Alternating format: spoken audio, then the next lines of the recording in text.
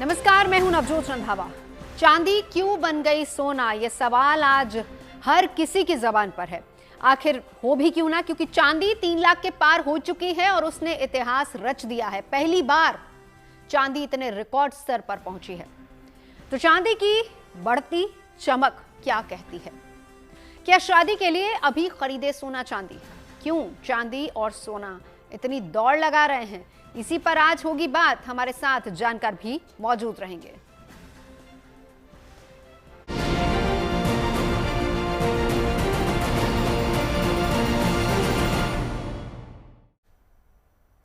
तो चांदी ने एक और शिखर छू लिया है। उसने इतिहास रच दिया है। दाम में स्पीड बेजोड़ नजर आ रही है। आज ये पहली बार देखा गया है कि 3 लाख के पार पहुंच गई है चांदी। आज चांदी की कीमत में बहुत बड़ा उछाल देखा गया है। प्रति किलो की अगर हम बात करें तो 13,500 रुपए से ज्यादा उछाल देखा गया, जबकि शुक्रवार को यह करीब 2,87,000 रुपए थी। जनवरी में इसमें रिकॉर्ड तेजी रही। पिछले 19 दिन में चांदी की कीमत करीब 67,000 रुपए बढ़ गई है। और इतना ही नहीं, 8 महीने में 3 गुना ज्यादा दाम बढ़े हैं। 1 जून 2025 की बात करें तो चांदी 1 लाख के आसपास थी, लेकिन आज चांदी 3 लाख के पार हो चुकी है। यानी जब गर्मियों में या फिर जून की शुरुआत में छुट्टियां मना रहे थे आप और हम, तब अगर आपने आंख मूंद कर 1 लाख रुपए निवेश कर दिए होते चांदी में, तो आज 3 लाख रुपए मिल जाते हैं। हालांकि हम आपको सलाह देते हैं कि निवेश एक्सपर्ट से सलाह लेने के बाद ही करना चाहिए, और इसीलिए आज हमारे साथ तमाम एक्सपर्ट्स भी मौजूद होंगे। योगेंद्र जी मेरे साथ स्टूडियो में आ ही चुके हैं, जिनसे हम चर्चा करेंगे। यानी आगे हम क्या निवेश करें, किस तरीके से निवेश करें, इस पर हम अपने जानकारों से बात करेंगे। कुछ एक्सपर्ट्स का यह भी मानना है वैसे कि चांदी में आगे भी तेजी का दौर जारी रह सकता है। अंतर्राष्ट्रीय बाजार की उथल पुथल और चीन की निर्यात नीति की वजह से चांदी के दाम में इजाफा हुआ है।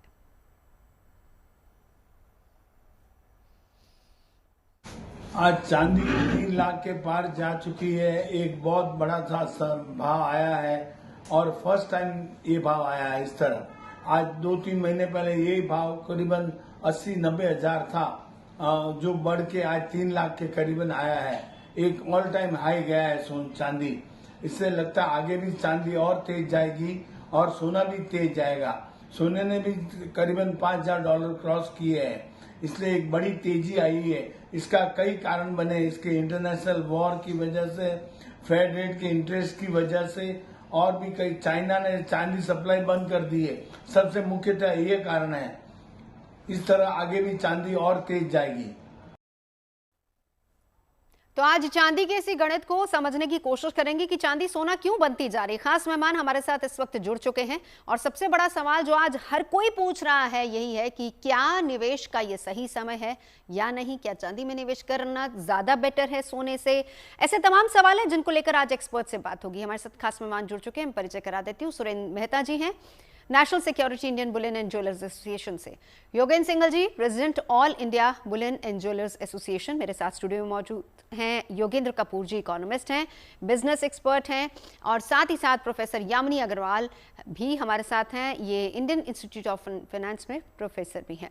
तो चलिए चर्चा की शुरुआत हम करते हैं। योगेंद्र जी, आप ही से सवाल करूंगी, क्योंकि बड़ी हेडलाइन आज हर चैनल की यही हो रही है। चैनल की छोड़िए, आज हर जगह पर चर्चा यही हो रही है। हम मिलते हैं जब गुड मॉर्निंग, गुड आफ्टरनून हम लोग करते हैं, लेकिन आज पहला सवाल आपने देखा, चांदी कहां तक पहुंच गई? ये सवाल सबको, हर कोई पूछ रहा है। देखिए, ये फैक्ट है कि जो इस टाइम प्राइसिंग सिल्वर की हो रही है वो एक अनप्रेसिडेंटेड है, और I think beyond any imaginations भी है इन टर्म्स ऑफ जो भी किसी भी एक्सपर्ट्स और ओपिनियंस जो रहे होंगे इन द पास्ट।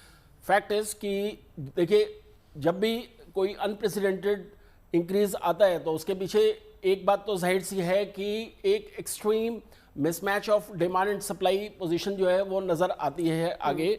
और आज हम ये देखें कि इंडिया के अंदर जो है, अगर हम सिल्वर की बात करें तो आज देखिए एक सिल्वर के अंदर इन्वेस्टमेंट जो है या जो प्राइसिंग बढ़ रही है उसके पीछे सिर्फ एक इन्वेस्टमेंट ही रीज़न नहीं है। आज हम ये देखिए कि इंडिया के अंदर जिस तरीके से इंडस्ट्रियल डिमांड बढ़ी है, और उस इंडस्ट्रियल डिमांड में अगर हम ये देखें कि कौन से सेक्टर्स जो हैं उसके अंदर एंगेज्ड हैं, तो वो आप देखिए कि वो फास्ट मूविंग सेक्टर्स हैं, और जो एक तरीके से इंडिया की ग्रोथ स्टोरी की एक इमेज क्रिएट कर रहे हैं, और उसमें हम देखें कि ईवी इंडस्ट्री, उसमें इलेक्ट्रॉनिक इंडस्ट्री, सोलर पैनल्स और मेडिकल डिवाइसेस, तो आप ये देखिए कि ये ऐसी चीजें हैं जो अपने आप में एक नेसेसिटी बन चुकी हैं। और जब भी वर्ल्ड के अंदर कोई जियोपॉलिटिकल टेंशंस जो फिलहाल हम देख रहे हैं कि 2025 के अंदर जो मैं कहता हूँ रशिया यूक्रेन वॉर से स्टार्ट होते हुए जो पुरानी चल रही थी, उससे आप ये देखिए कि वो टेंशन जो है वो बड़ी है इस पूरे साल में। बिल्कुल। और उस वजह से हम ये देख रहे हैं कि एक पैनिक की जो सिचुएशन है उसमें जो है एक हर आदमी की कोशिश ये है कि किस तरीके से वो एक ऐसे एसेट के अंदर इन्वेस्ट कर सके जो उनको एक इंक्रीज फॉर्म में नजर आ रहा है। बिल्कुल। अब एक बार सुरेंद्र मेहता जी आपके पास मैं आना चाहूंगी, क्यों बन गई चांदी सोना, आप इसके पीछे कारण क्या देखते हैं? अभी तक हम चर्चा सोने को लेकर कर रहे थे, और कुछ महीने पहले योगेंद्र जी आपको याद होगा जब चर्चा हम ऐसे ही कर रहे थे कि सोना बहुत ज्यादा आगे भाग रहा है, आप ही ने एक सजेशन दिया था कि आप थोड़ा सा रुकिए और आगे जाके देखिएगा चांदी का हाल क्या होगा। आज सुरेंद्र जी वापस से चर्चा सोने पे नहीं चांदी पे ज्यादा हो रही है, कारण क्या देखते हैं आप? देखिए, कुछ मुख्य कारण पहले हमें समझने की जरूरत है। सबसे पहले तो मैं आपको ये बता दूं कि चांदी का पूरे विश्व में लगभग 60 से 65% जो यूसेज है वो इंडस्ट्रियल यूसेज में कन्वर्ट हो गया है, जो हिस्टोरिकली ऐसा कभी हुआ नहीं था। आज जैसे इलेक्ट्रिक व्हीकल है उसमें चांदी यूज हो रही है, आज से बरसों पहले इलेक्ट्रिक व्हीकल हुआ ही नहीं करते थे। उसके बाद सोलार पैनल में इसका इस्तेमाल शुरू हुआ। सोलार पैनल भी आज से करीबन 40-50 साल पहले सोलार पैनल जैसी कोई व्यवस्था थी ही नहीं। उसके बाद semiconductors, medical device, green energy के रूप में चांदी का इस्तेमाल, मोबाइल फोन्स में, इलेक्ट्रिक सॉकेट्स में, इन सब जगह पर चांदी का इस्तेमाल होना शुरू हुआ। तो जो चांदी का इस्तेमाल है ये एक मेजर ड्राइविंग फोर्स है उसको लेके। अब इसकी वजह से हो क्या रहा है, इसकी वजह से चाइना जैसे देश जिनके पास सोलार एनर्जी, सोलार पैनल्स का इतना बड़ा विशाल का भंडार है, वो इतनी ज्यादा सोलार एनर्जी डेवलप करते हैं कि उन्हें चांदी की जरूरत है।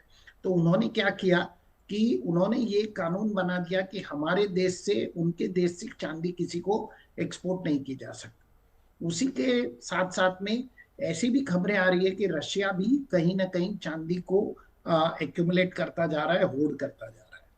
तो इस प्रकार से एक पूरे विश्व में चांदी के प्राइस डिस्कनेक्ट हो गए।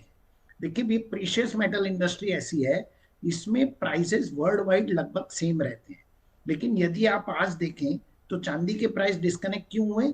क्योंकि एक कंट्री ने दूसरे कंट्री के साथ में जो चांदी का ट्रेड होता है वो ट्रेड ही बंद कर दिया। तो हर कंट्री में अपना अपना प्राइस है।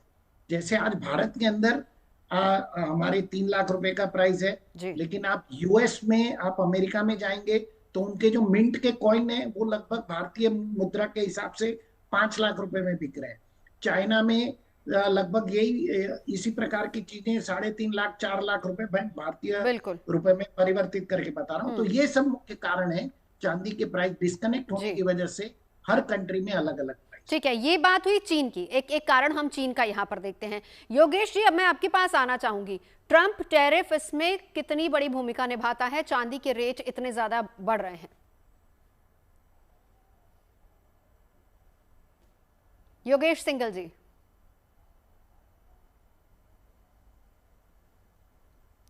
योगेश जी, मेरी आवाज आप तक आ रही है?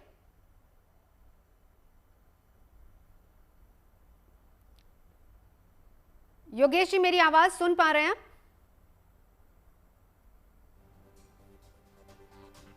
चलिए योगेश जी, आपसे मैं जानना चाहूंगी, देखिए हम एक फैक्टर चीन का है उस पर हमने, हमारे एक्सपर्ट ने समझाया, लेकिन ट्रंप फैक्टर कितना इंपॉर्टेंट है इसमें?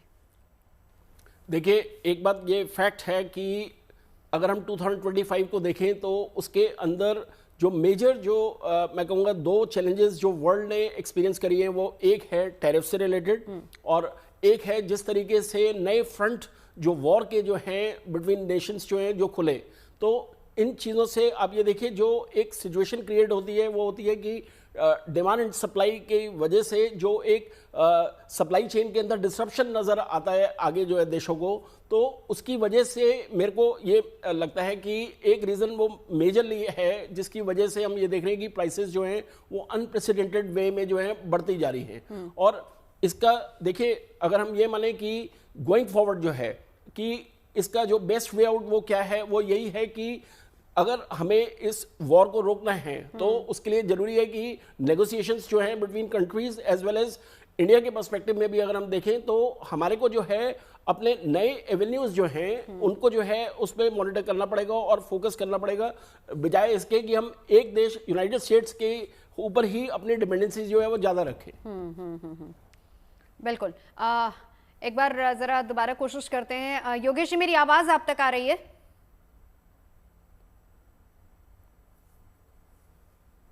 योगेश जी, आवाज आ रही है आप तक?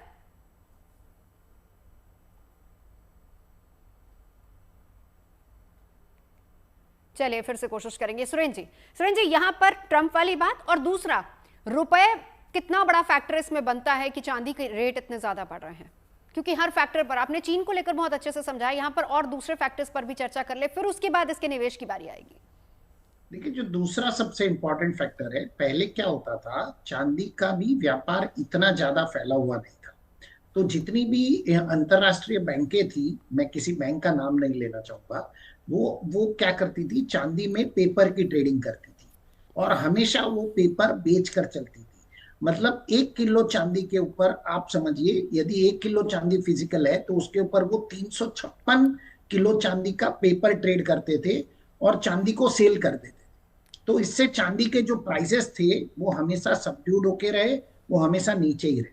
अचानक से अब चांदी की डिमांड बढ़ी, क्योंकि इंडस्ट्रियल डिमांड बढ़ी, तो जितने भी बैंक जो पेपर को शॉर्ट करते थे, या जिसे हम कहते हैं कि पहले बेच देते थे और प्राइसेस को नीचे रखने की कोशिश करते थे, वो एकदम से सत्ते में आ गए और उन्होंने अपनी पोजीशन को कवर करने की कोशिश की। और जब वो पोजीशन कवर की तो हमने देखा पिछले 1 साल में 1 जून 2025 से दिसंबर, अभी हम जनवरी 2026 में है, तो चांदी के प्राइसेस 3 गुना बढ़ गए। जो आपने रुपए की बात की, ऑफ कोर्स हमारे यहाँ पे आज से 1 साल पहले जो रुपया था वो लगभग 83-84 था, आज रुपया लगभग 91 के करीबन है। तो जैसे जैसे रुपए में कमजोरी होगी तो वो भी एक फैक्टर बनता है कि भारतीय बाजारों में चांदी महंगी होती है। बिल्कुल। चलिए, आगे इसके कारणों और निवेश कहां कहां कर सकते हैं, कैसे कर सकते हैं, उस पर आगे बात करेंगे। लेकिन एक बार वडोदरा के सराफा बाजार हम आपको लिए चलते हैं, जहां चांदी के बढ़ते दाम पर बाजार की नजर है। ग्राहक भी कहीं ना कहीं किफायती विकल्प तलाश रहे हैं, क्योंकि इसका सीधा बोझ उनकी जेब पर पड़ रहा है। तो क्या कहते हैं वडोदरा में ग्राहक और वहां के दुकानदार, सुनवाते हैं आपको।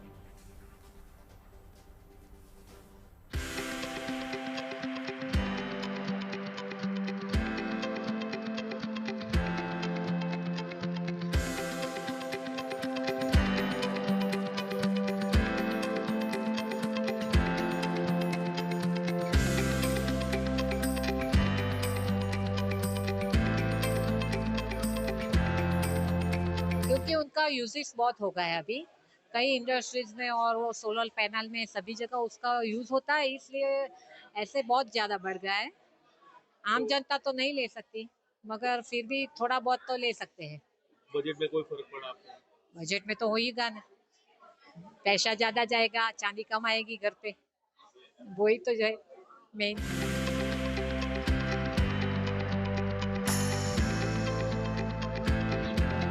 वो जो पहले चांदी सिर्फ ऑर्नामेंट में यूज होती थी, या तो पूजा का जो कॉइन होता है चांदी का 10, 20, 50 ग्राम का, उसके लिए डिमांड थी। यूटेंसिल्स वगैरह सिल्वर के होते बर्तन, उसके लिए यूज होता था और प्रेजेंटेशन आइटम में था। लेकिन अभी अभी सिल्वर का यूज 2 जगह ज्यादा होता है। एक तो इंडस्ट्रियल यूज है, बहुत सारी केमिकल फैक्ट्री में सिल्वर का यूज होता है।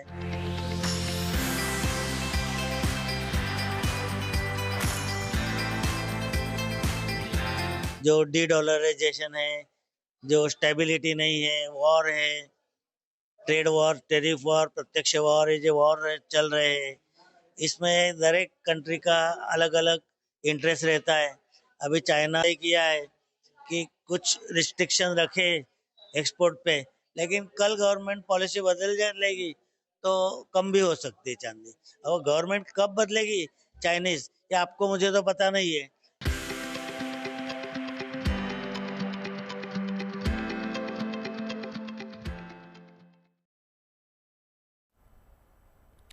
तो चलिए, खास मेहमान लगातार हमारे साथ बने हैं। योगेश जी, अब आपके पास आना चाहूंगी। देखिए, इसके पीछे कारण क्या है वो तो हमने समझ लिया, लेकिन अगर चांदी की बात करें तो ये एक इंडस्ट्रियल कमोडिटी है। तो ऐसे में अगर आज की तारीख में निवेश की बात होती है, जब हम ऑर्नामेंट्स की बात कर लेते हैं जिसमें सोना चांदी सबसे ज्यादा आता है और अक्सर कहा जाता था कि सोने में आप निवेश कीजिए, लेकिन आज की डेट में क्या चांदी में निवेश करना सही है? किस तरीके से निवेश करना चाहिए चांदी में? कितना भरोसेमंद है ये सेट?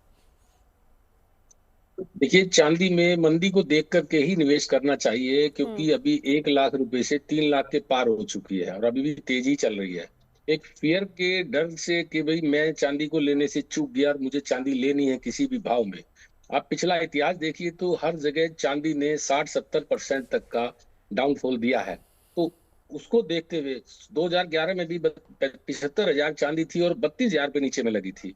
तो अपने रिस्क को देखते हुए ही लॉन्ग टर्म जो बायर है, लॉन्ग टर्म इन्वेस्टर है, उनको तो समस्या नहीं है। लेकिन अगर चांदी 3 लाख रुपए देखने के बाद में 2.5 लाख हो जाती है या 2.25 लाख हो जाती है, 2 लाख हो जाती है, तो उनको सोचना चाहिए कि मेरी गाड़ी जो कमाई है, पूंजी है, जीवन भर की मेहनत की कमाई है, क्या वो डूबेगी तो नहीं। अभी तो ये सट्टा बाजार की तरह से एक तरफा चल रही है चांदी और सोना, दोनों चीजें। कहीं भी कोई भी जो फाइनेंशियल एडवाइजर है वो भी 10 लाख, 5 लाख से 10 लाख रुपए तक चांदी के भाव को एस्टिमेट कर रहे हैं। तो लोगों में पैनिक बना हुआ, पैनिक बाइंग लगातार इसमें देखी जा रही है। तो इसमें अपने पोर्टफोलियो को देखकर ही इन्वेस्ट करना चाहिए, अंधी दौड़ में नहीं भागना चाहिए। ठीक है सुरेंद्र जी, बहुत अच्छी बात कही कि पोर्टफोलियो को देखें। देखिए, पैनिक सिचुएशन भी लोगों में देखी जाती है। सोना जरा सा बढ़ता है, जिसको लेकर चर्चाएं बहुत हो रही थी। पिछले दिनों हमने ये भी कार्यक्रम किया था कि कैसे सोना अगर 90 चला गया तो ये भी खबरें आई कि सोना 60 तक भी आ सकता है, उसको लेकर भी चर्चाएं हुई। फिर ये भी हुआ कि सोना दिवाली तक 2 लाख के पार चला जाएगा। यहाँ अब चांदी की बारी आ रही है।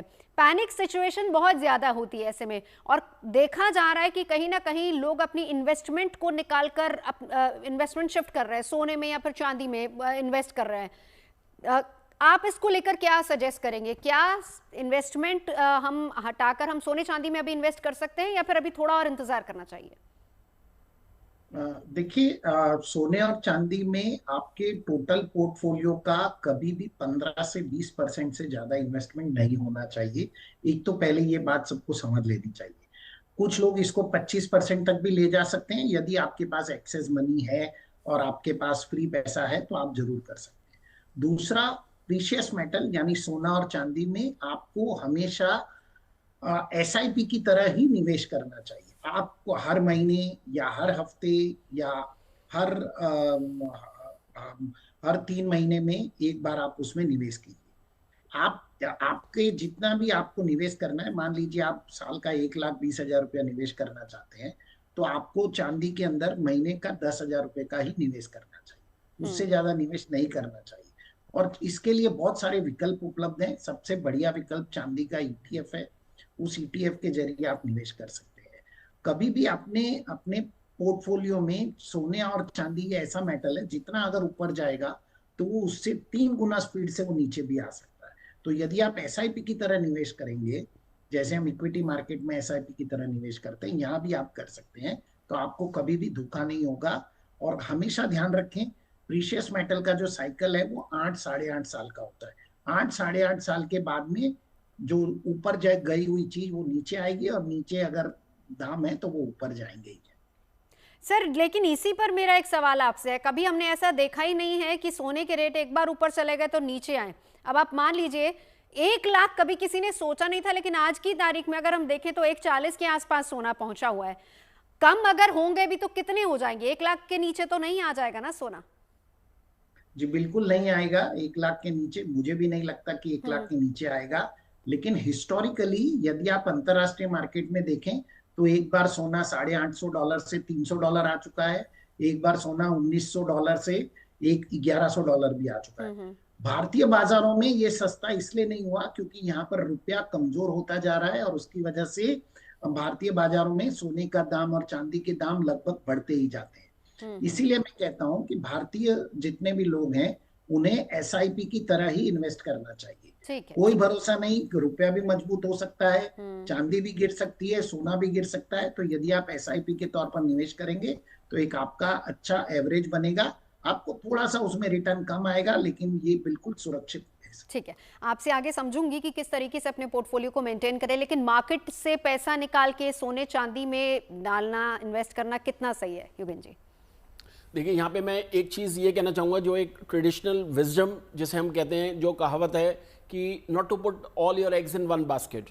इसका मतलब ये है कि आज अगर हम ये देखें कि 2025 के अंदर जिस अनप्रेसिडेंटेड वे में इंक्रीज आया है, कि सिल्वर का जो पेस ऑफ इंक्रीज है जो गोल्ड से भी ज़्यादा रहा है, उसको हमें बेंचमार्क मार्क के नहीं चलना चाहिए 2026 में।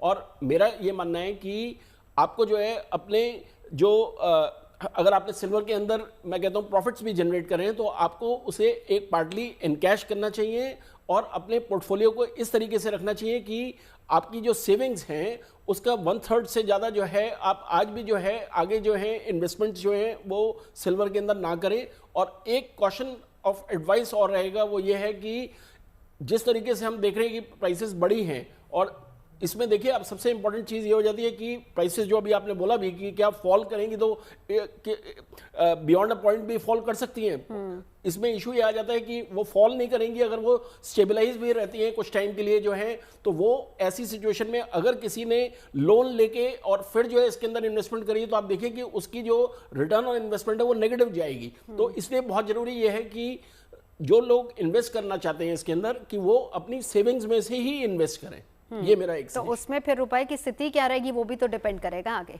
नहीं, बिल्कुल ठीक है, वो भी बात रहेगी, लेकिन एक बार योगेश जी अब आपके पास आऊंगी, थोड़ा सा नेचर ऑफ इन्वेस्टमेंट की अगर हम बात करें, हम गोल्ड और सिल्वर दोनों में अगर निवेश करना हो, अंतर कितना रहता है अगर हम इन्वेस्टमेंट पर्पस से इसको देखें? थोड़ा हमारे दर्शकों के लिए समझाइए, वो लोग जो इस वक्त हमारे चैनल को देख रहे हैं या इन्वेस्टमेंट करना चाह रहे हैं या थोड़ा कंफ्यूजन की स्थिति में है। तो योगेश जी, देखिए, सोने में उतार चढ़ाव बहुत कम देखने को मिलेंगे। अभी पीछे आपने देखा होगा, सोने में जो तेजी आती है वो मतलब एक लॉन्ग टर्म रहती है, कुछ करेक्शन जरूर देखने को मिलता है।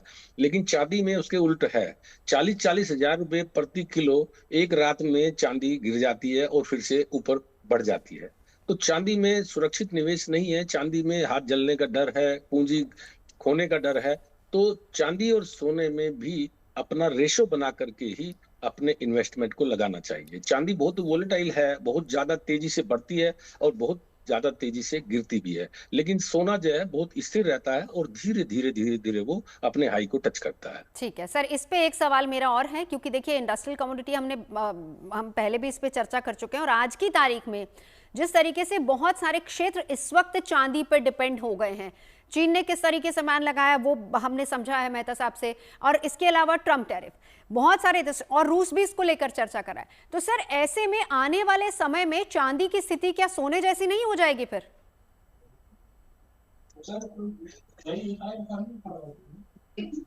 ये सवाल योगेश जी आप ही से सवाल है मेरा सर। देखिए, इसकी जड़ में कुल मिला के ट्रम्प साहब हैं, उनका डॉलर है, क्योंकि वो जो 2023 में उन्होंने रूस और यूक्रेन युद्ध के बाद में उनके बॉन्ड के ऊपर रिस्ट्रिक्शन लगाया था, फ्रीज किया था, उसी को देखते हुए ही सभी देशों में हाहाकार मचा और सभी देशों का विश्वास डॉलर के प्रति अविश्वसनीयता का माहौल बन गया पूरे विश्व में। तो अब वो डॉलर की अपनी डिपेंडेंसी कम करके और वो गोल्ड रिजर्व में अपने को रखना चाहते हैं, ताकि कभी भी ट्रम्प साहब हमें धमका ना सके या हमारे डॉलर को वो फ्रीज ना कर सके। तो उसी के कारण से ही ये सोना चांदी बढ़ रहे हैं। ठीक है, एक बार सुरेंद्र जी थोड़ा सा आप भी हमें समझाइए, क्योंकि जैसे चांदी की डिमांड ज्यादा बढ़ रही है, इंडस्ट्री में बहुत ज्यादा यूजेज उसकी हो रही है, हर कंट्री जो है वो अपना वर्चस्व उस पर रखना चाह रहा है, तो ऐसे में क्या चांदी को हम सही विकल्प के तौर पर नहीं देख सकते आगे इन्वेस्टमेंट के तौर पर अगर देखा जाए तो? सुरेंद्र जी, देखिए, चांदी को विकल्प के तौर पर नहीं देखना चाहिए। ये बात समझनी चाहिए कि चांदी जो है वो, जैसे योगेश जी ने भी बताया, ये मैं हमेशा कहता हूं कि चांदी एक चंचल कमोडिटी है, तेजी से ऊपर जाएगी, तेजी से नीचे आएगी। यदि आपको प्रीशियस मेटल में इन्वेस्टमेंट करना है तो आप लगभग 70% निवेश हमेशा सोने में रखिए और 30% ही निवेश चांदी में रखिए। जो ये क्विक बढ़ती है तो उससे डबल स्पीड से ये नीचे भी आ सकती है। तो जो दूसरी बात, इंडस्ट्री में जैसे जैसे चांदी की डिमांड बढ़ेगी और इसकी कॉस्टिंग बढ़ेगी तो लोग इसके विकल्प ढूंढेंगे, और जब इसका कोई विकल्प आ जाएगा तो चांदी को कोई पूछने वाला भी नहीं होगा। आज आप सोचिए कि एक इलेक्ट्रिक कार में एक बैटरी में अगर 1 किलो चांदी लगे तो उसकी कीमत 3 लाख रुपए है। और कई जो ऐसी गाड़ियां बनती है जो 600 किलोमीटर 700 किलोमीटर तक जिनमें चार्ज नहीं करना पड़ता है, वहां पे 4-4 5-5 बैटरियां लगती है। तो क्या पूरी चांदी ही उसके अंदर इस्तेमाल हो जाएगी? तो ये बहुत ही ऐसी स्थिति में हम पहुंच गए हैं कि इसके विकल्प ढूंढना, और मेरे ख्याल से जो हमारे वैज्ञानिक हैं वो जरूर इसका कोई ना कोई विकल्प ढूंढेंगे, बिल्कुल, और जरूर इसके अंदर कुछ ना कुछ ऑल्टरनेट आएगा, और तब चांदी औंधे मुंह गिर जाएगी। सर एक चीज और, आपने शुरुआत में कारण इसके समझाए थे, ट्रंप, रूस, चीन स्पेसिफिकली। एक टर्म यूज हो रहा है स्ट्रेटेजिक मेटल, क्या चांदी को एक स्ट्रेटेजिक मेटल के तौर पर देखा जा रहा है सुरेंद्र जी? फिलहाल तो बिल्कुल देखा जा रहा है, लेकिन मैं क्योंकि चांदी नॉर्मली सेंट्रल बैंक बाई नहीं करती। देखिए अगर किसी, जैसे हमारे देश में रिजर्व बैंक ऑफ इंडिया है, तो रिजर्व बैंक ऑफ इंडिया के पास 880 टन सोना है, वो डॉलर के अगेंस्ट में या अपने जो करेंसी के अगेंस्ट में प्रोटेक्शन चाहते हैं, तो वो सोने को खरीदते हैं, वो चांदी को नहीं खरीदते। तो ये चांदी सिर्फ जो खरीदने वाले लोग हैं ये बैंक्स हैं, जो उस देश की सेंट्रल बैंक्स नहीं है, या फिर इंडस्ट्री खरीदती है। तो मुझे लगता है कहीं ना कहीं इसका 10-15 सालों में विकल्प जरूर आ जाएगा। सोने का तो विकल्प आ नहीं सकता, क्योंकि सोना तो एक बहुत कोशिश कर चुके हैं, अपने लैब ग्रोन डायमंड की भी लैब ग्रोन गोल्ड की भी बात सुनी, लेकिन उसकी कॉस्टिंग ही ज्यादा आ रही है नॉर्मल गोल्ड से। तो मुझे लगता है कि यदि इसका कोई विकल्प आ गया तो चांदी और गिर। ठीक है सर, चलिए आप तमाम खास मेहमान हमारे साथ बने रहिए। एक छोटे से ब्रेक के लिए यहाँ रुक रहे हैं, और निवेश किस तरीके से आगे किया जाए गोल्ड में या सिल्वर में, और मार्केट में अपना पोर्टफोलियो आप किस तरीके से मेंटेन कर सकते हैं, इसी को लेकर चर्चा आगे बढ़ाएंगे। चांदी क्यों बन गई सोना, इसी को लेकर आज हम चर्चा कर रहे हैं, समझने की कोशिश कर रहे हैं कि क्या आने वाले समय में इसी तरीके से सोने और चांदी के रेट बढ़ते रहेंगे, क्या चांदी सोने को पीछे छोड़ेगी नहीं छोड़ेगी, क्या कुछ विकल्प इसका आ सकता है, इन्वेस्टमेंट कैसे की जाए, अपना पोर्टफोलियो आप कैसे बना सकते हैं। चर्चा को आगे बढ़ाएं उससे पहले एक सवाल योगेश जी आपके पास आना चाहूंगी। देखिए जिस तरीके से चांदी के रेट बढ़ रहे हैं, क्या मार्केट में लोग उस हिसाब से खरीद रहे हैं या नहीं खरीद रहे? सोना तो एक ऑप्शन है, सोना तो लोग खरीदते हैं क्योंकि सोने को लेकर लोगों की सोच थोड़ी डिफरेंट है। लेकिन अगर हम चांदी की बात करें, दोनों चीजें, डोमेस्टिक भी बात करूंगी यहाँ पे और इंडस्ट्री की भी बात करूंगी, योगेश जी। देखिए जब से चांदी के भाव बढ़े हैं पिछले साल से, ज्वेलरी मार्केट पे बहुत बड़ा असर है, और चांदी के मार्केट में तो बहुत ज्यादा असर है। ग्राहक देखने को नहीं मिल रहे हैं, सिर्फ बाइंग है तो वो सेफ हेवन बाइंग है, बुलियन की बाइंग है। ज्वेलरी में सोना हो या चांदी हो, इसमें बहुत ना के बराबर बाइंग है। यदि कहें 25% व्यापार है तो बहुत बड़ी कोई अतिशयोक्ति नहीं होगी। हमारे जो ज्वेलरी व्यापार है उस पे इस तेजी का बहुत ज्यादा असर है। लोगों के पास पैसा नहीं है इतना कि उसके भाव में, अभी एक चुटकी खरीदते थे 100 रुपए की आ जाती थी, आज वही 1500 रुपए की चुटकी, 2000 रुपए की चुटकी आ रही है। तो इसका जो भाव में कई गुना तेजी आई है, इसका जो है ग्राहक की जेब पर असर पड़ा है, और वो बिल्कुल बाइंग से दूर हो चुका है। अपने देश के अंदर आप ऊंचा मांझनी लें या जवेरी बाजार लें या बड़ा बाजार कलकत्ता में लें, सभी जगह हालत खराब है। कारीगर जो है बेरोजगारी की कगार पर है, उनके पास काम करने के लिए कोई भी साधन नहीं है। तो इसका असर आगे लंबे टाइम तक अगर ये तेजी खींचती है तो इसका नकारात्मक प्रभाव हमारी इंडस्ट्री पे पड़ने की संभावना। सर एक अगर डेटा आपके पास हो आप शेयर कर पाएं इसी से जुड़ा हुआ। देखिए मैंने बताया, जैसे परसेंटेज में हम बता सकते हैं क्योंकि हमारे पास अथॉरिटी नहीं है इस तरह की, वर्ल्ड गोल्ड काउंसिल है या कोई और। हाँ नहीं अप्रोक्सीमेट, हाँ परसेंटेज जैसे आप बोल रहे थे। अभी परसेंटेज में 25% से अधिक व्यापार नहीं है। योगेन जी इसी पे एक जवाब आपका भी चाहूंगी। नहीं देखिए, क्योंकि इससे तो यही लग रहा है कि लोगों की बाइंग कैपेसिटी अब उतनी नहीं रही है। ये फैक्ट है। देखिए एक मैं ये मान के चलता हूं कि सिल्वर के अंदर अगर आप ये देखें कि मेन जो उसका यूजेज भी जो है, जो हमने 2025 में देखा एज वेल एज जो आप 2026 में भी देखेंगे, वो इसी में देखेंगे कि क्योंकि जिस तरीके से इंडस्ट्रियल डिमांड जो उसकी क्रिएट हुई है, और जब हम ये देखते हैं कि गवर्नमेंट का भी पुश है कि आप जो है ईवी इंडस्ट्री, सोलर पैनल है, इलेक्ट्रॉनिक्स इंडस्ट्री, ये चीज़ें ऐसी हैं कि देखिए एक कंज्यूमर को एक उसके डे टू डे यूजेज में जो है ये चीज़ काम आती है। और इसको अगर हम उस तरीके से देखें कि एक कॉस्ट ऑफ डूइंग बिजनेस है या फिर एक सेविंग का जो पोटेंशियल है एक इंडिविजुअल के हाथ में, वो भी एक, अगर आप सिल्वर रिलेटेड आइटम्स जो परचेज अगर करते हैं जैसे ईवी कार्स हैं, तो आप ये देखिए कि अल्टीमेटली वो आपकी एक कॉस्ट जो है डे टू डे मेंटेनेंस की वो उसको रिड्यूस ही कर रही है। लेकिन एट द सेम टाइम मैं ये कहूँगा कि अगर हम इन दोनों चीज़ों को देखें कि गोल्ड और सिल्वर के अंदर प्रोजेक्शंस जो हैं, तो मैं ये मानता हूँ कि गोल्ड जो है वो एक आज भी जो है इंडिया के अंदर जो है एक सेफ एसेट जो है वो माना जाता है इन कंपैरिजन टू सिल्वर। ठीक है, एक बार सुरेंद्र जी आपके पास आऊंगी, इस पर अगर आप अपना जवाब रखना चाहें तो रख दीजिएगा। लेकिन एक और सवाल साथ ही साथ, 2026 में क्या तस्वीर आप देखते हैं स्पेशली गोल्ड और सिल्वर की? क्या यहीं तक रहेगा या इससे ज्यादा बढ़ सकता है? क्योंकि जो अफवाहों का बाजार था वो तो कई लोग तो इस साल दिवाली पे 2 लाख के पार पहुंचा दे रहे गोल्ड को।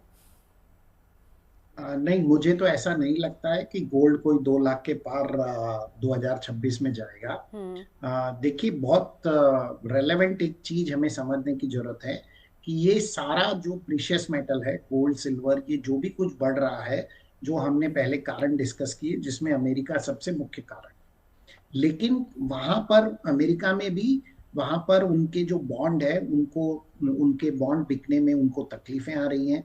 उनकी जो बैंक्स हैं उनके पास पैसा नहीं बच रहा है। बार बार फेड को खुद को उसमें उनके रेपो रेट चेंज करके उनको उसमें उनकी बैंकों को बचाने का प्रयत्न वो लगातार करते जा रहे हैं। पिछले महीने भी उन्होंने 74 बिलियन बैंकों में लिक्विडिटी क्रिएट करके दी थी, फेड ने खुद ने, जो फेडरल रिजर्व। तो यदि अमेरिका में बैंकिंग सिस्टम कोलैप्स होता है तो गोल्ड और सिल्वर के भाव भी बेतहाशा तरीके से नीचे आएंगे, क्योंकि उनके पास जो भी एसेट है वो बेचने का प्रयत्न करेंगे, जिसमें गोल्ड और सिल्वर भी शामिल है। जब तक वहां पे बैंकिंग सिस्टम कोलैप्स नहीं हो रहा है, वहां फेडरल रिजर्व उन बैंकों को फंडिंग करता जा रहा है या जैसे तैसे वो मैनेज कर रहे हैं, तब तक ये दाम ऊपर ही जा रहे हैं। लेकिन मुझे लगता है 2026 में हर खबर पर चौकन्ना रहने की जरूरत है। मुझे लगता है हम 2008 में जिस प्रकार से लेहमैन ब्रदर्स का जो केस हुआ था और सारे बाजार टूटे थे, मैं 2026 में भी इसी प्रकार की किसी न किसी चीज को एक्सपेक्ट कर रहा हूं और मुझे लगता है कि ये दाम कहीं ना कहीं पर बेतहाशा गिरेंगे। ठीक है सर, एक बार योगेश जी आपका आंकलन समझना चाहेंगे इसी को लेकर। 2026 में दोनों के दाम, सोने चांदी के दाम बढ़ेंगे, कम होंगे, स्टेबल रहेंगे? देखिए, बढ़ तो रहे हैं। अभी कोई भी एक्सपर्ट नहीं बता सकता कि कितना फॉरेक्स रिजर्व अभी सभी देशों के पास है, कितना उनको सोना खरीद रहा है। और ऐसे ही चांदी की बात करें तो हमारे सुरेंद्र जी ने भी बताया कि इंडस्ट्रियल डिमांड का एक हवा फैल गया है। भाई चांदी 1 किलो एक बैटरी में लग रही है, अभी उसका प्रोडक्शन भी शुरू नहीं हुआ, लेकिन इंडस्ट्रियल डिमांड इतनी हाई कर दी है, तो ये कहीं ना कहीं बबल बना हुआ है। सटीरियो का भी इसमें बहुत बड़ा चांदी सोने में हाथ है। तो कहीं ना कहीं ये महीने 2 महीने में कहीं ना कहीं ये फूटेगा। तो तब देखने वाली बात होगी कि किस तरह से फूटेगा। बैंक कोलैप्स भी हो सकते हैं इसमें भी, नो डाउट, क्योंकि अमेरिका खुद तो डूबेगा, दूसरे लोगों को भी डुबोएगा, दूसरे देशों को भी डुबोएगा। और तीसरी वर्चस्व की लड़ाई है। अभी चाइना अपनी करेंसी को स्थापित करना चाहता है, डॉलर अपनी करेंसी को रखना चाहता है, रूस अपनी करेंसी को, और भारत अपनी करेंसी को। तो अगर कोई भी करेंसी अगर आती है, इसके पैरेलल कोई करेंसी डॉलर के मुकाबले में आती है, तो तभी आप देखेंगे सोने चांदी में बहुत बड़ी गिरावट आ सकती है। प्राइस ज्यादा बढ़े, लेकिन योगेश जी एक और सवाल है। अभी हाल फिलहाल में हमने देखा, और हमारे यहाँ तो स्पेशली त्योहारों पर ऑर्नामेंट्स खरीदने का एक ट्रेंड रहा है। नॉर्मली लोग धनतेरस हो गया या फिर अक्षय तृतीया हो गया, दिवाली हो गया, इस समय में लोग ऑर्नामेंट्स खरीदते हैं। जिस तरीके से दाम बढ़ रहे हैं, ये क्रेज भी लोगों में देखा गया है। ज्यादा नहीं तो कम से कम एक कॉइन खरीद लिया या चांदी की प्लेट खरीद ली, कटोरी खरीद ली, एक चम्मच, इस तरह का ट्रेंड लोगों में ज्यादा बढ़ रहा है सोने के कंपैरेटिव। बिल्कुल बिल्कुल, चांदी देखिए शुभ मानी जाती है। हमारे यहाँ धनतेरस पे गरीब से गरीब आदमी भी एक चांदी का सिक्का हो या कोई और आइटम हो, वो जरूर खरीदता है। और जिसके ताकत है, जिसकी कैपेसिटी है, वो सोने का भी सिक्का खरीदता है। तो ये ट्रेंड हमेशा चलता रहेगा, ये बाइंग कभी बंद नहीं होगी। लेकिन जो शादी ब्याहों में खुल के परचेजिंग होती थी, अपनी बच्चों को ज्वेलरी दी जाती थी, उसमें कहीं ना कहीं ओल्ड ऑर्नामेंट के बदले में ज्वेलरी कर रहे हैं। मतलब कुल मिला के वो अपना काम चला रहे हैं। उनके पास में लिक्विडिटी तो वही है, लेकिन भाव 3 गुना बढ़ने से वो चिंतित है, परेशान है। और जो लोग ये बाइंग कर रहे हैं, अपने मकान को गिरवी रख के, अपनी एफडी तोड़ करके, या किसी से लोन लेकर के, उनसे मैं कहना चाहूंगा कि उनको बचना चाहिए इस तरह की पैनिक बाइंग में। ठीक है, एक बार योगेन जी आपके पास आना चाहूंगी। 2015 के बाद 2025 में सबसे ज्यादा सिल्वर खरीदा है लोगों ने, चांदी सबसे ज्यादा लोगों ने खरीदी है, बावजूद इसके कि रेट बेतहाशा बढ़े हैं। देखिए, उसका एक रीजन ये है कि सिल्वर के अंदर जो है आप एक मैं कहता हूं कि स्मॉल क्वांटिटीज के अंदर भी इन्वेस्टमेंट जो है कर सकते हैं, और यही रीजन है। अगर हम ये देखें कि अगर इन कंपैरिजन गोल्ड के अगर हम देखें कि गोल्ड में जो है अगर आप इन्वेस्टमेंट का जो पोर्टफोलियो देखते हैं उसमें वो जिस तरीके से अगर हम पिछले 6 साल में देखें कि उसकी प्राइसेस भी ऑलमोस्ट 3 टाइम्स बढ़ी हैं, तो वो एक कॉमन हाउस होल्ड जो है जिसमें जो बेसिकली एक इसको एक सेफेस्ट ऑफ एसेट मान के चलता था, उसमें जैसा भी अब बताया भी हमारे बाकी एक्सपर्ट्स ने कि अगर हम एक्चुअल यूजेज देखें आज की डेट में कि इन टर्म्स ऑफ इन्वेस्टमेंट का प्रोपोर्शन जो है वो नॉट इवन 25% है। तो कहने का मतलब यह है कि इस तरीके से अगर हम देखें तो आने वाले टाइम में जो है मेरे को ये मानना है कि इनमें करेक्शंस आना बहुत जरूरी है। अदरवाइज जो है हम देखेंगे कि एक कॉमन आदमी के जो कहना चाहिए उसकी कैपेसिटी जो है उससे ये बिल्कुल बियॉन्ड चला जाएगा, और फिर सिर्फ हम ये देखेंगे कि इसका जो इंडस्ट्रियल डिमांड वाला यूज है वो एक लिमिट तक तो उसको इंक्रीज कर सकता है प्राइसेस को, लेकिन वो सस्टेन हो पाएंगी वो मुझे एक आगे डाउट नजर आता है। सुरेंद्र जी, 1 जून 2025 को 1 लाख थी चांदी, और आज की तारीख में यानी कि अगर हम 7-8 महीने के दरमियान देख ले तो 3 लाख के पार है। यही एक वजह है कि लोग सोच रहे हैं कि हम अपने पोर्टफोलियो को चेंज कर ले, हम अपने पोर्टफोलियो में गोल्ड और सिल्वर को ऐड कर लें। मैं आपसे जानना चाहूंगी, अगर कोई अपना पोर्टफोलियो, पहली बात तो चेंज करना चाहिए या नहीं करना चाहिए, और दूसरा गोल्ड सिल्वर म्यूचुअल फंड क्या रेशो होना चाहिए उसका? गोल्ड म्यूचुअल फंड में आप 70% अपने निवेश कीजिए, और सिल्वर में लगभग 30% तक निवेश कीजिए, और प्रॉपर एसेट एलोकेशन होना चाहिए। आपका इक्विटी, जैसे मैंने स्टार्टिंग में बताया, इक्विटी में 75% और गोल्ड और सिल्वर में मिलके 25% आपके जो टोटल निवेश का, उस तरह से आपको इन्वेस्टमेंट करना चाहिए। थोड़ा बहुत पैसा आपको फिक्स डिपॉजिट में भी बिल्कुल अर्जेंसी के लिए जरूर रखना चाहिए। बिल्कुल। योगेश जी, आप क्या कहेंगे, क्या सजेस्ट करेंगे, किस तरीके से निवेश होना चाहिए? पोर्टफोलियो अपना क्या बदलें या नहीं बदलें, और अगर चेंज भी करना है तो उसमें किस तरीके से उसको रखना चाहिए? देखिए, चांदी की बात करें तो पिछले साल 1 लाख रुपए सोने का भाव था और 95,000 रुपए चांदी का भाव था। अगर चांदी गिरती है तो जो रेशियो 1 से 2 गुना हुआ है, अगर 1.5 लाख रुपए सोना है तो 3 लाख रुपए चांदी हुई है, तो 1.5 लाख रुपए का तो गैप यही हो गया कि अगर अपने उसी रेशियो में आ गई, पिछले साल वाले रेशियो में आ गई, तो 1.5 लाख रुपए तो ये रिस्क हो गया, प्लस चांदी में जो टूटा होगी, जो भाव गिरेंगे उसका रिस्क अलग हो गया। तो कुल मिला के चांदी में बहुत मोटा रिस्क है, जितनी कमाई है उससे कई गुना लॉस है। तो अपने सोने में इन्वेस्ट ज्यादा करना चाहिए बजाय चांदी के। अगर रेशो की बात करें तो 70% सोने में और 30% चांदी में करना चाहिए। जितना भी अपना सोने चांदी का उसका 20% 25% बजट है, उसकी रेशो में सोने में ज्यादा करना चाहिए, ताकि सोने में गिरावट भी कम आती है और बहुत तेजी मंदी, वोलेटाइल बाजार बहुत कम होता है। तो सेफ अगर अपनी पूंजी रखनी है तो सोने में इन्वेस्टमेंट चांदी से ज्यादा रखना चाहिए। ठीक है, आप योगेन जी।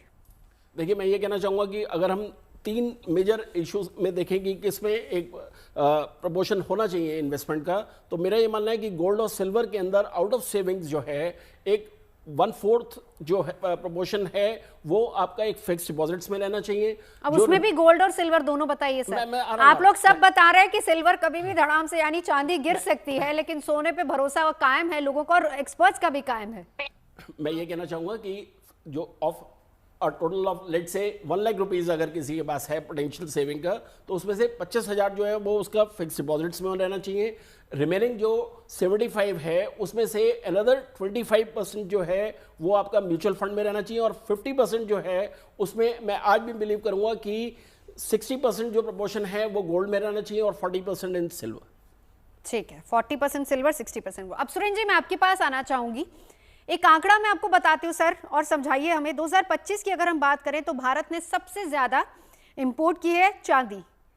भारत ने इंपोर्ट किया सबसे ज्यादा चांदी ज्वेलरी के लिए, चाइना ने भी किया, लेकिन चाइना ने इंडस्ट्री के लिए किया।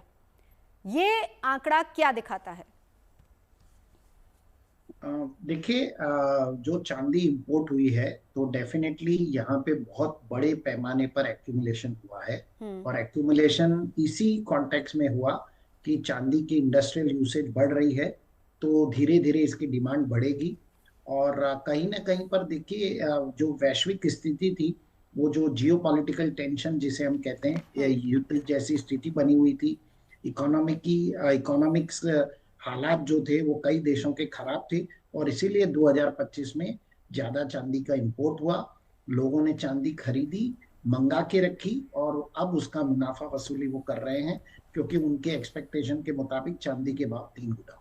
लेकिन अगर रेट गिरता है तो फिर तो बहुत ज्यादा नुकसान होगा। जैसा आप लोग बता ही रहे हैं कि चांदी कभी भी भरोसेमंद नहीं है, कभी भी गिर सकती है।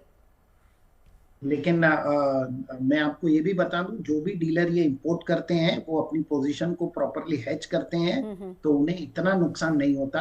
हेजिंग कॉस्ट लगभग 3 से 4% होती है, लेकिन सामने आपको जब 200% मुनाफा मिल रहा है तो आपको वो हेजिंग कॉस्ट का कोई मायने नहीं रखता। बिल्कुल योगेश जी, इसी पर एक जवाब आपका भी। ये चांदी और सोना दोनों, जैसा कि सभी एक्सपर्ट भी बता रहे हैं कि चांदी में बहुत ज्यादा जो है ना निवेश में खतरा बना हुआ है। और अभी 3 लाख रुपए, पहले तो 2 लाख रुपए तक का ही लोग बाग सोच रहे थे, लेकिन 3 लाख रुपए चांदी उम्मीद से ज्यादा चली गई है। तो यहाँ पे प्रॉफिट टेकिंग बनती है एक बार, और अपने पैसे को जब नीचे बाजार में कोई गिरावट आती है तो उस टाइम पे लगाना चाहिए।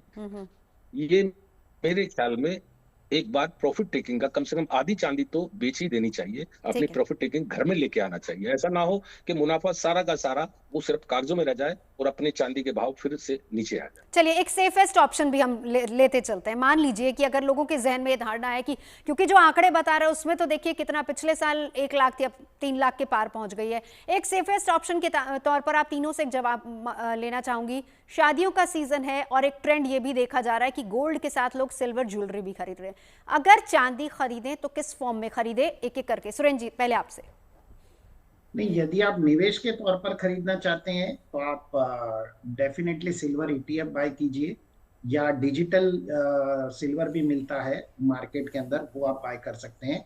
और तीसरा विकल्प फिजिकल सिल्वर का होता है। लेकिन यदि आप शादी के पर्पज से बाइंग करना चाहते हैं तो डेफिनेटली मेरे ख्याल से आप या तो ज्वेलरी बाय करना चाहते हैं या बर्तन या मूर्तियों के रूप में बाय करना चाहते हैं, तो वहां पर और कोई विकल्प नहीं है। हम उसे फोर्स्ड बाइंग कहते हैं। आपके पास कोई विकल्प ही नहीं है, शादी की सीजन है, आपको खरीदना है तो आपको ज्वेलरी या इस प्रकार की चीजें खरीदनी पड़ेगी। बिल्कुल। योगेंद्र जी, देखिए, मैं ये कहूँगा कि अगर हम इंडिया का ट्रेजेक्ट्री देखें कि मेजॉरिटी जो है, क्योंकि मिडिल क्लास है, तो मेरा ये मानना है कि इन सिल्वर कॉइन्स जो है, जो इन्वेस्टमेंट है, वो one of the safest option रहेगी। योगेश जी। देखिए, मैं तो यही कहूंगा कि आज की तारीख में इतना मुनाफा बढ़ चुका है, अगर हमें कोई चीज खरीदनी भी है तो ज्वेलरी की फॉर्म में खरीदनी चाहिए, चाहे सोना हो या चांदी हो, चाहे वो इन्वेस्टमेंट हो, क्योंकि ज्वेलरी की फॉर्म में आने के बाद में उससे सेंटिमेंट जुड़ जाते हैं, वो आसानी से बिकती नहीं है। और हम देखते हैं कि अपने बच्चों की शादी ब्याह के लिए जोड़ते हैं या कोई मकान बनाने के लिए रखते हैं, तो आजकल मेकिंग भी बहुत 5% के करीब मेकिंग बाजार में है, तो ना के बराबर मेकिंग है। अगर 200% बढ़ती है तो 5% उसमें क्या होता है, आम के आम गुठली के थाम। आप ज्वेलरी पहन भी सकते हैं और इन्वेस्टमेंट पर्पज से भी है। अगर कभी बेचना भी पड़ता है तो 5% का लॉस होता है। तो मैं तो यही कहूंगा कि ज्वेलरी की फॉर्म में ही ज्यादा रखनी चाहिए, ताकि जो है ना उसके सेंटीमेंट भी जुड़े रहें और घर में सब खुश भी रहे। ठीक है सुरेंद्र जी, एक आखिरी सवाल अब आपसे। जिस हिसाब से चांदी बढ़ रही है, सोने के दाम पर पहुंच गई है चांदी, क्या सरकार कुछ आगे स्टेप ले सकती है इसको लेके? सुरेंद्र जी। नहीं, मुझे नहीं लगता, क्योंकि हम देखिए हमारे देश में चांदी का कोई उत्पादन होता नहीं है। हम तो प्राइस टेकर हैं, हम प्राइस डिस्कवरी नहीं करते हैं। ठीक है, तो सरकार कॉन्शियस है कि नहीं? सरकार कॉन्शियस होने से भी क्या होगा, आपको सोलर पैनल और इलेक्ट्रिक व्हीकल में चांदी चाहिए और हमारे यहाँ कोई उत्पादन होता नहीं है। तो आप बिल्कुल नए माइंस को यदि वो परमिशन दे, जहां पर पॉसिबल है कि सिल्वर की माइंस या गोल्ड की माइंस हो, वो परमिशन यदि वो देना शुरू करे और उसमें एक विंडो क्लियरेंस करे, तो मेरे ख्याल से कहीं ना कहीं हमारा भविष्य आगे उज्जवल कोई ऑप्शन बनता है। बिल्कुल। चलिए, बहुत बहुत शुक्रिया तमाम खास मेहमानों का हमारे साथ यहाँ पर जुड़ने के लिए। चर्चा आज हमने की जिस तरीके से चांदी के रेट बढ़ रहे हैं, इन्वेस्टमेंट का सही समय कब है। फिलहाल अभी के लिए इतना ही।